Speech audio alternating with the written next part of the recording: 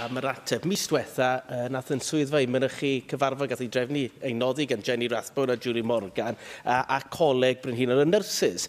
A oedd nifer yn y gyseon pwysig yn y cyfarfod hynny, nifer o'n nhw tu hwnt i'ch portffolio chi, ond un oedd yn bwysig o fewn i'ch portffolio chi, oedd y gallu i astudio ac ymchwilio trwy gyfrwng y Gymraeg i nyrsys.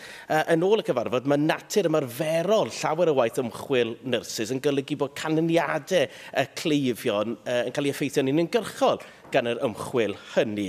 A gyda'r llai o gyfleoedd ymchwilio felly trwy'r Gymraeg, bydd hynny yn debygol o effeithio cleifion a chymunedau Cymraeg yn andwyol. Dwi'n hefyd yn deall bod sicrhau gorychwilwyr PhD ac yr holwyr yn y maes yma sy'n gallu siarad Cymraeg a gyda'r arbenigedd nyrsio yn arodd iawn yn barod.